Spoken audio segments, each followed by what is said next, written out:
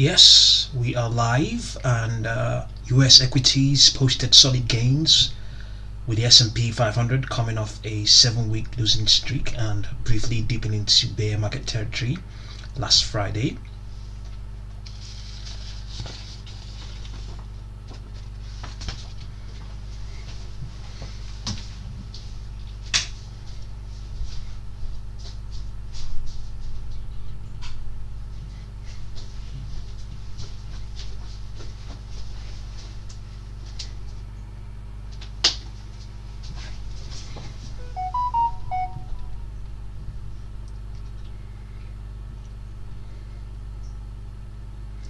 So in this session, as of 2:30 p.m. Eastern US time, S&P 500 constituents, raw stores, was up 10.31%, DRE was up 6.92%, Mosaic was up 6.25%. The paper at the top of today's action. A positive Barron's mention aids Rostor's advance, while DRE's paired Friday's earnings related losses, and Mosaic gained alongside general strength in the material names.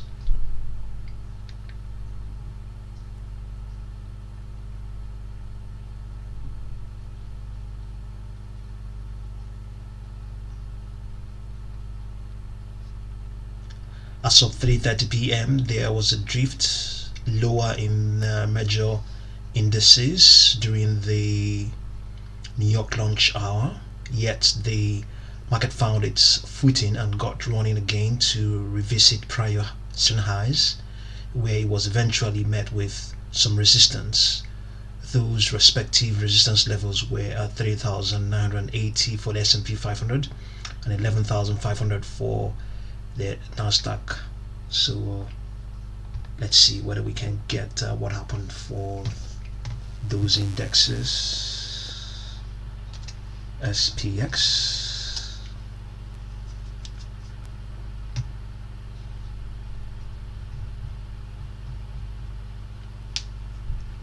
So this is the 1-minute chart. Yes, so that can we see that resistance? Yes, that's it, 3981. That's it. That's where that was where that resistance was met. And Nasdaq, COMP, the resistance was at COMPX.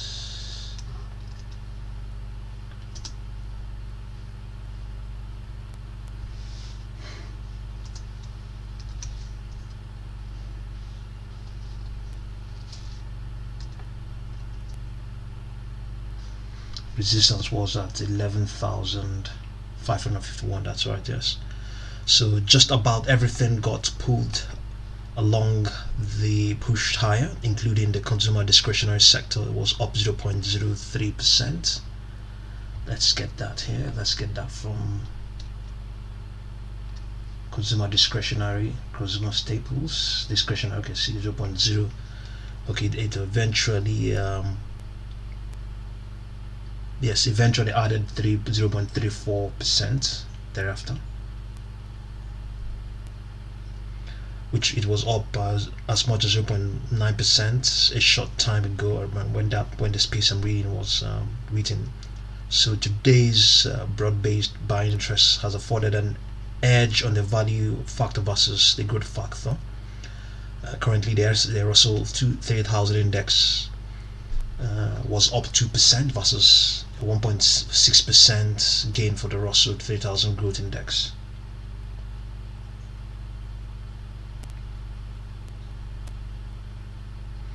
All 11 S&P sectors were in a positive. They all closed positive. You can see that all of them are green. Some are strongly green. The financial sector was up 3.23%. Remain perched in the top spot where it resided all day. That's right. Yes, the biggest gainer. So according to a Reuters contributor,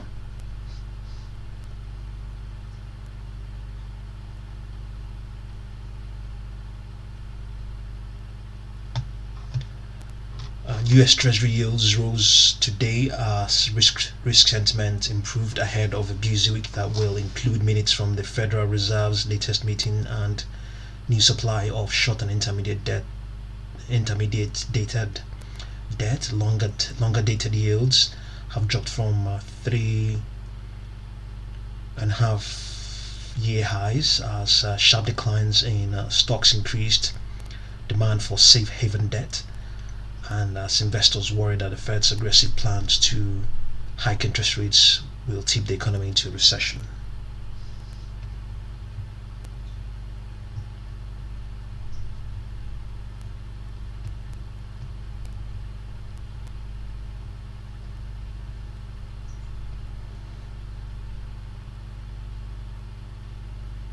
However, stock markets have been boosted this week by month-end demand for portfolio rebalancing, said Michael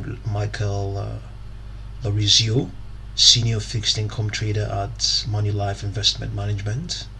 Wall Street rallied today as gains from banks and recently battered mega cap market leaders help US stocks rebound from their longest streak of weekly declines since the day.com bust. Okay, so let's see who is online.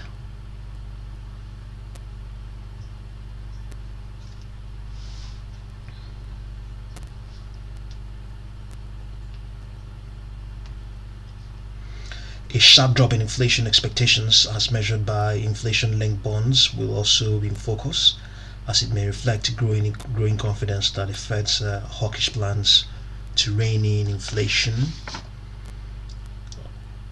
pressures will ultimately prove effective.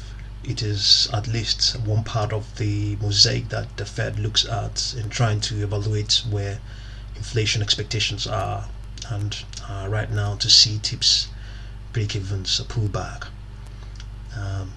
Lorizio thinks that may give them some ammunition to say that inflation expectations are somewhat well anchored, at least by one measure. Okay, so break-even rates on 5-year Treasury inflation protected securities, that's TIPS, a measure of expected average annual inflation for next 5 years, were at 2.94% on today, after reaching a peak of 3.62% last month.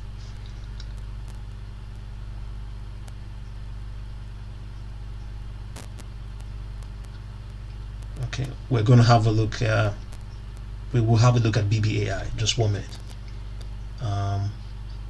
Minutes from the Fed's May meeting released on Wednesday last week are likely to show that the U.S. Central Bank remained committed to tightening policy at a rapid pace as it battles inflation that is rising at its fastest pace in 4 decades.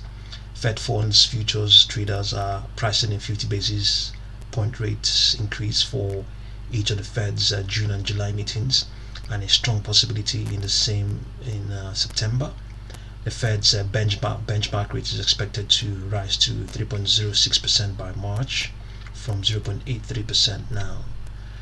Atlanta Fed President Raphael Bostic said on Monday the quick response in financial markets to tighter monetary policy offers hope that other parts of the economy may adjust more quickly as well.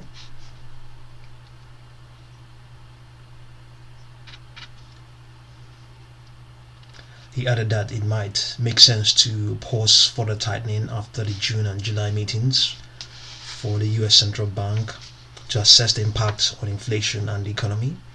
Fed Chair Jerome Powell will speak on Tuesday, that is tomorrow, the 24th. Benchmark 10-year notes rose 7 basis points to 2.861%. 2-year notes gained 4 basis points to 2.67%. The yield curve between 2-year and 10-year notes steepened 4 basis points to 23 basis points. The yield curve would flatten if short and intermediate dated notes come under pressure as the Treasury Department sells $137 billion of the debt this week. This will include $47 billion in 2-year notes on Tuesday, $48 billion in 5-year notes on Wednesday, and $42 billion in 7-year notes on Thursday. So Yes. Moving on, let's see what we have. Somebody was asking for BBAI. We just quickly have a look at that, and we'll continue with the stocks. We've been watching Big Bear AI Holdings gain 1.2% and has dropped 17.98% in this post-market session. Yes, I can see why you are asking that. And I can see that they posted something. Company disclosed something just right after the market closed. What could this be? It has to be this that is behind that drop.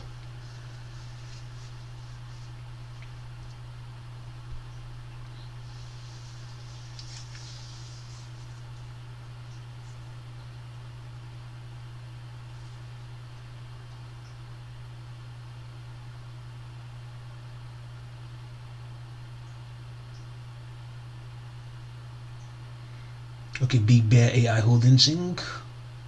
is offering up to 11.56 million shares of common stock by selling stockholders. Okay. The prospectus relates to an issuance of up to 12.325 shares of their common stock par value $0.00001 per share upon the exercise of warrants consisting of 11.959 public warrants as defined below. Okay, so I think this is a bid to raise some funds. I think use of proceeds. Let's see. All of the common stock and warrants offered by the selling stockholders pursuant to this prospectus will be sold by the selling stockholders for their respective accounts. All of the common stock and 2026 convertible notes offered by the selling note holders pursuant to this prospectus will be sold by the selling stockholders for their respective accounts. We will not receive any proceeds from the sale of the shares. Okay, so that's what they're saying. So yes, some dilution may occur, so that is probably why the stock has dropped.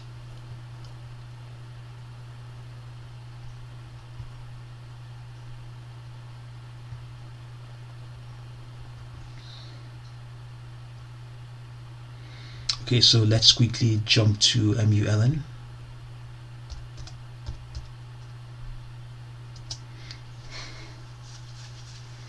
Okay, MULN dropped 4.55%, down 0.95% in this post-market session. Was there any news? No news. Still the same litigant.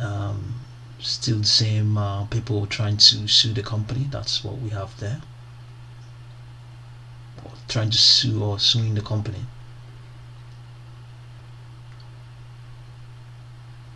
Volume for MULN 30.656 million shares.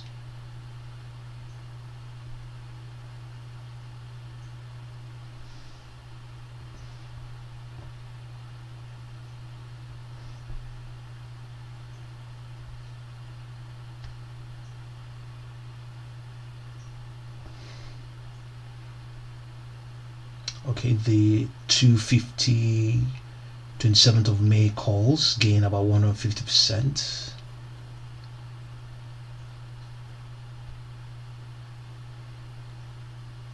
So at the beginning of this session, the stock climbed to 1.069 dollars and fell thereafter. At some point, it actually towards the end of the session it reached it was at $1.03. So momentum is totally flat right now, and RSI is just right on 50 or thereabout, right on 50. So MULN quite bearish at the moment as things stand right now. Okay, let's move on to CBIO, Catalyst Bio, and we had a target of 1.43 for it, and I think it reached 1.47. It reached 1.45, and we believe it can spike, get all the way back to where it was, where to its 52-week high. The company decided to sell a portfolio of its protease for $60 million in cash. So that's some really good news. So it's up to, it's gained 234%, and currently up 5.51% now in this post-market session. There's a good chance it might correct or pull back again in the regular session. Still a penny stock, still in the regular session of on the next trading session. That's a likelihood. That's something that is likely to happen.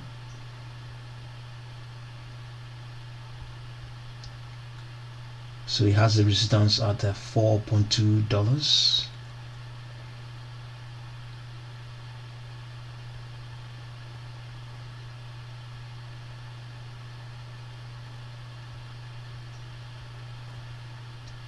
Okay, we have short-term bearish opportunity here.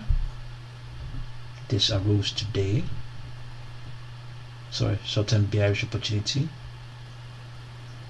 I think the fact that it ran up a huge gain will definitely necessitate some bullish opportunity appearing. Says that trading is overstretched and prices may turn around. Watch for signs of reversal, but be aware that momentum may be strong enough to first continue in the direction that the Bollinger Band was pierced. Bollinger Bands wrap the trading action within an upper and lower band, which when pierced provide indication of overbought and oversold levels when the market moves beyond the typical range above or below respectively. The most common setting is to use a 20-bar moving average and draw the bands at 2 standard deviations above and below. Changes in the width of the band signal changes in the price volatility.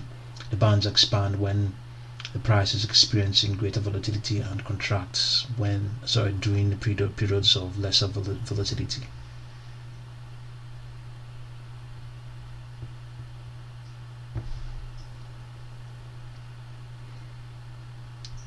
Yes, you obviously know the news is that Catalyst Biosciences sought after Vertex Pharmaceuticals buys Catalyst complement portfolio for $60 million. So that's some really good news. It's a penny stock that's optionable. The 250 17th of June calls gained at 100%. Penny stock optionable. Let's see what the spreads are. Okay, hello Paul. How was today? You can see the spreads we have.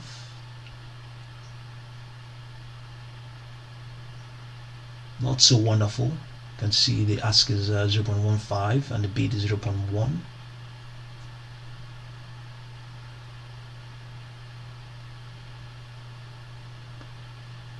So we had a target of 1.47.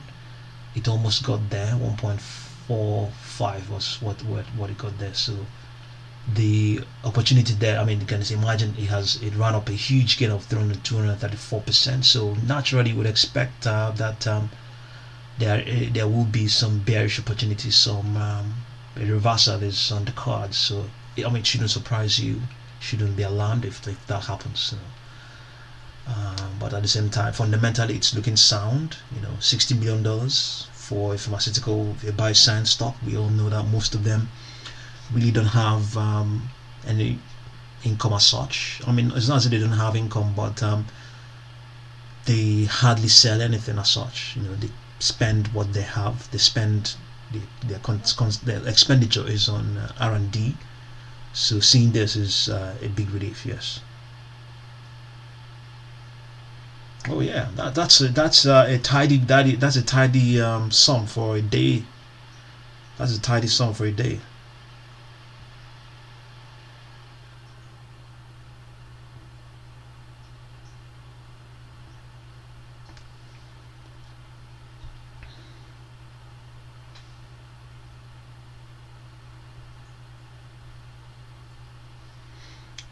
GOVX. Oh wow, yeah, I can imagine.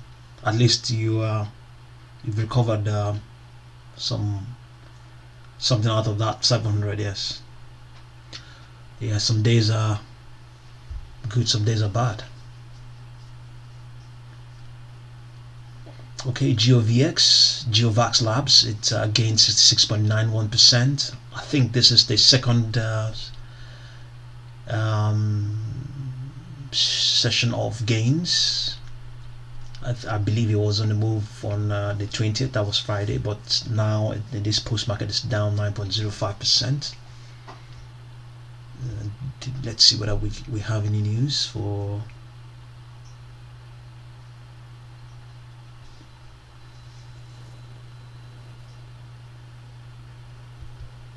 GOVX.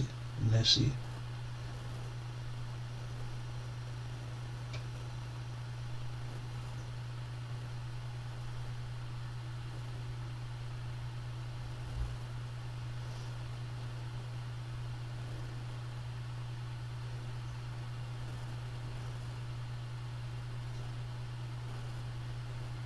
Okay, I think this is still the same news. It says the company, a biotech company developing human vaccines and immunotherapies against infectious diseases and cancer, reported that the U.S. Patent and Trademark Office has issued a patent, patent 612, okay, pursuant to the company's patent application titled Compositions and Methods for Generating an Immune Response to Treat and Prevent Malaria.